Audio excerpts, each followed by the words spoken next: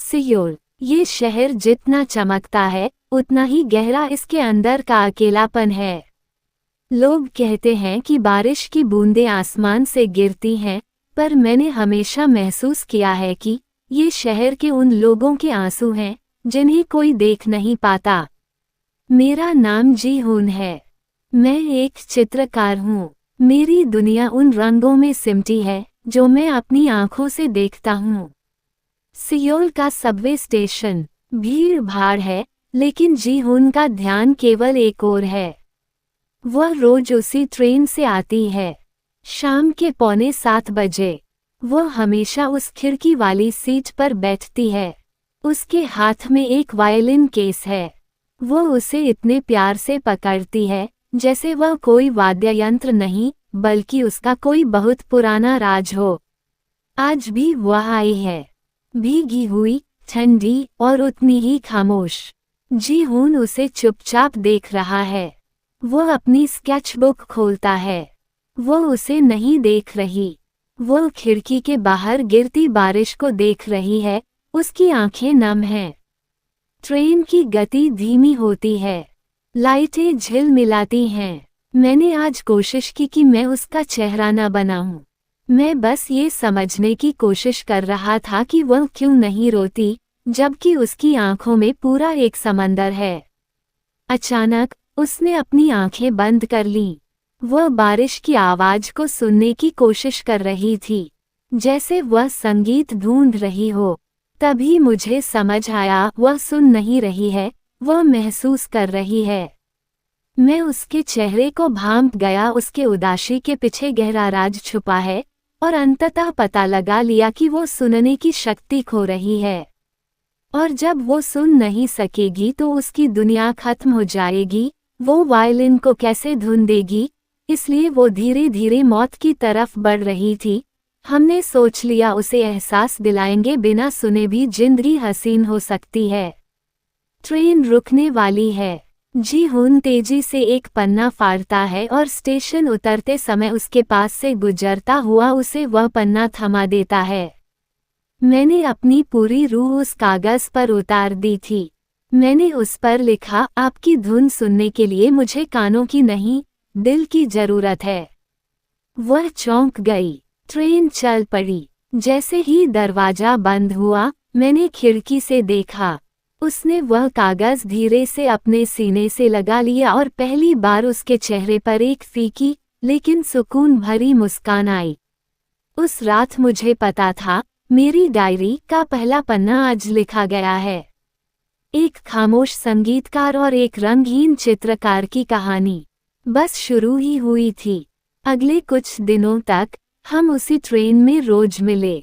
हमने बात नहीं की, क्योंकि शब्दों की जरूरत ही नहीं थी। हमने अपनी एक मेरी डायरी शुरू की। हम उसे ट्रेन की सीट के नीचे एक खाली जगह में छिपा देते थे। मैं उसमें अपनी पेंटिंग्स छोड़ता और वह अपनी धुनों के नोट्स लिखती। जी हून डायरी खोलता है। उसमें सुआ की लिखावट है। आज बारिश की आवाज मुझे सुनाई नहीं दे रही थी, पर मैंने महसूस किया कि तुम मेरे पास हो। क्या तुम मुझे उस मिस्टी वैली की याद दिला सकते हो, जहां कभी बारिश नहीं रुकती? सुआ का वायलिन बजाना, लेकिन उसका चेहरा अचानक दर्द से भर जाता है। वह वायलिन रुक जाती है। जी हून उसे ध्यान से देख रहा है। मैंने देखा कि उसकी वायलिन की धुनें लड़खड़ाने लगी थीं। एक शाम मैंने उसे रोते हुए देखा। उसने डायरी में लिखा था, डॉक्टर कहते हैं कि मेरे कान अब संगीत के अलावा दुनिया की हर आवाज खो देंगे।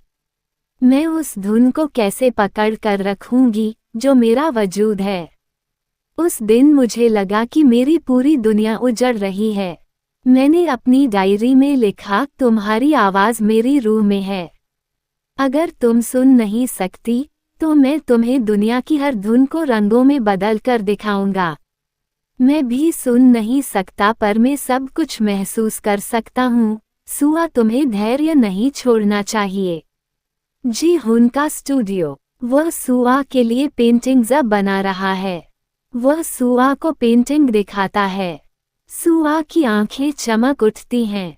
मैंने उसके लिए सियोल की पहाड़ियों के रंगों को एक कैनवस पर उकेरा। मैंने उसे बताया कि कैसे लाल रंग सूरज के ढलने की धुन है और नीला रंग रात की शांति का संगीत। उसे कुछ सुनाई नहीं दे रहा था, पर वह मेरी पेंटिंग्स को छूकर संगीत महसूस कर रही थी।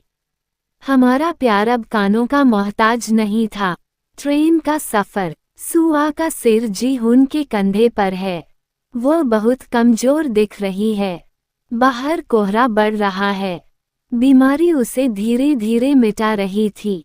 उसने मुझे उस मिस्टी वैली का पता बताया, एक ऐसी जगह जो हकीकत में कहीं नहीं थी, बस हमारे ख्यालों में थी। उसने कहा, जी हुन, मुझे वहां ले चलो, जहां मैं आखिरी बार अपनी वायलिन बजा सकूं और जहां मुझे खामोशी का डर न लगे। मैंने उसी पल फैसला कर लिया। अगले दिन मैं उसे शहर से बहुत दूर धुंध की उन पहाड़ियों की तरफ ले गया, जहां की हवा में वाकई एक प्राचीन संगीत छिपा था। मिस्टी वैली का वह सुंदर कोहरे वाला स्थान, ऐसा कोहरा जो दुनिया को हमसे अलग कर रहा था। सुआ बहुत कमजोर हो गई थी, वह अब ठीक से चल भी नहीं पा रही थी। मैंने उसे अपनी पीठ पर उठाया। वह बहुत हल्की थी, जैसे कोई ख्वाब जो धीरे धीरे हकीकत से दूर हो रहा हो। मैंने उसे उस बीच में बिठाया। उसने अपनी वायलिन निकाली। उसने मेरी तरफ देखा। उसकी आंखों में कोई डर नहीं था, बस एक गहरी शांति थी। उसने अपना वायलिन कानों से नहीं लगाया, बल्कि उसे अपने सीने से सटा लिया। वह वायलिन के कंपन वाइब्रेशंस को महसूस करना चाहती थी। उसने आंखें बंद की और वह धुन छेड़ दी। वह धुन जो उसने पूरी उम्र अपने भीतर सहेजी थी। संगीत की आखिरी लहर के साथ हवा ठहर गई। सुआ ने अपना सिर मेरे कंधे पर रखा। उसके हाथ ठंडे पड़ गए थे। सुआ की तबीयत बहुत खराब है। वह उसे वहां से तुरंत डॉक्टर के पास ले जाता है। वह अभी भी जीवित है। जी हुन उसे वहां से शहर के एक ऐसे शांत विलेज में ले आता है जहां सिर्फ प्रकृति की आवाजें हैं। मैंने महसूस किया कि सुआ को अस्पताल की दीवारों की नहीं, बल्कि उस धुन की जरूरत है जो वह खुद बनाती है। हम मिस्टी वैली से लौट नहीं रहे थे, बल्कि हम एक ऐसी जगह बस रहे थे जहां शोर नहीं था। सुआ ने वायलिन बजाना छोड़ दिया था, पर उसने महसूस करना शुरू किया, हवा का चलना, पेड़ों का हिलना। मैंने उसके लिए एक ऐसी मेरी डायरी तैयार की जिसमें शब्द नहीं, सिर्फ चित्र थे। जी हुन एक बड़ा सा कैनवस बनाता है जिसमें वह सुआ के हर उस एहसास को कैद करता है जिसे वह महसूस कर रही है। सुआ अब संकेतों साइन लैंग्वेज से बातें करती है। उसकी सुनने की शक्ति लगभग खत्म हो गई रहती है। अब हमारी दुनिया अलग थी। जब वह अपनी आंखें बंद करती, मैं उसके माथे पर एक ब्रश से लकीर खींचता। यह उसका संगीत था। वह मुस्कुराती। उसे सुनाई नहीं देता था, पर मेरी हर पेंटिंग उसके लिए एक धुन थी। हमने उस खामोशी में एक नया संसार ढूंढ लिया था। वह संगीतकार थी और मैं चित्रकार, और अब हमारा संगीत रंगों में था। एक सुंदर शाम, सूरज ढल रहा है। सुआ बालकनी में बैठी है और जी हुन उसे चित्र बनाना सिखा रहा है। दोनों एक दूसरे का हाथ पकड़े हुए हैं। लोग पूछते हैं कि क्या हमें डर नहीं लगता कि हम एक दूसरे की आवाज नहीं सुन सकते। मैं कहता हूँ, कुछ आवाजें कानों के लिए नहीं, रूह के लिए होती हैं। सुआ अब भी जिंदा है, और वह आज भी अपनी वायलिन के वाइब्रेशन से मेरे दिल की धड़कन महसूस करती है। हमने मौत को भी जीता, और हमने अकेलेपन को भी हरा दिया है। मेरी डायरी अभी खत्म नहीं हुई है। हर सुबह जब सूरज निकलता है, हम उसका एक नया पन्ना लिखते हैं, रंगों से, भावनाओं से और इस अटूट खामोशी से। सियोल की भीड़ से दूर, एक शांत पहाड़ी गांव, जहां सिर्फ हवाओं और पक्षियों की आवाज है। जी हुन और सुआ वहां एक छोटी सी कुटिया में रह रहे हैं। डॉक्टरों ने कहा था कि उसे आराम की जरूरत है, पर उसे उस खामोशी से डर लगने लगा था। मैंने उसे शहर की भीड़ से दूर इस पहाड़ी गांव में ले आने का फैसला किया। यहाँ शांति बीमारी नहीं है, यहाँ शांति एक भाषा है। सुआ ने वायलिन को अपने केस में बंद कर दिया था, पर उसने महसूस किया कि यहाँ की हवा में एक अलग ही धुन है। सुआ जमीन पर बैठकर मिट्टी पर उंगलियों से कुछ लिख रही है। जी-हून उसे देख रहा है।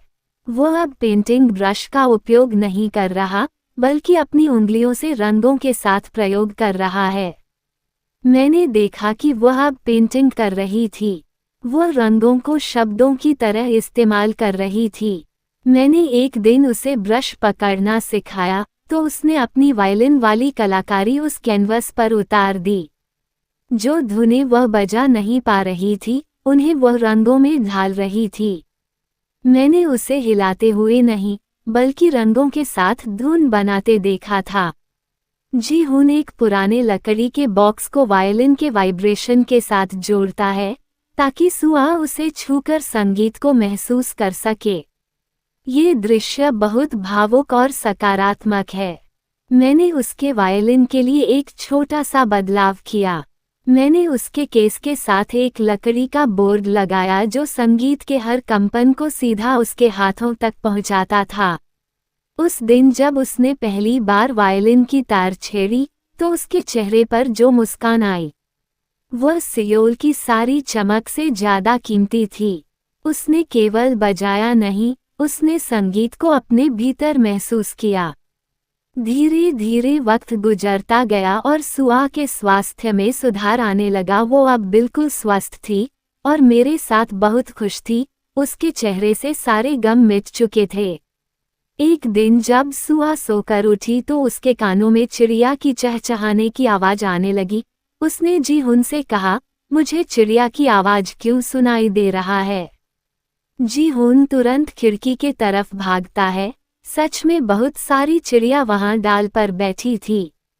जी-हून ये देख पागल हो जाता है। वो तुरंत सुआ के पास आता है और कहता है कि तुम सुन सकती है, तुम्हारे कान ठीक हो गए, बाहर चिड़िया ही चहचहा रही हैं। तभी सुआ का ध्यान जाता है कि हमने तो इशारा नहीं किया था, बल्कि बोला था कि जी-हून मेरे कानों में चिड़िया की आवाज आ रही है, तो उसे ये बात कैसे पता चला?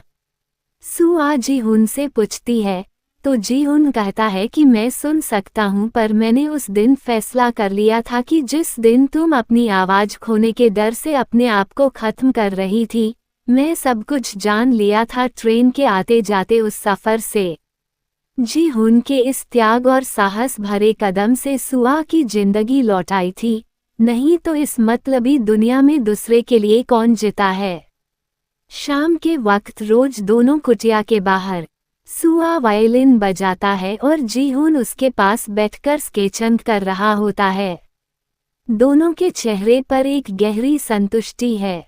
लोग सोचते हैं कि हम अधूरा जीवन जी रहे हैं, पर सच तो ये है कि हम पहली बार पूरा जी रहे हैं।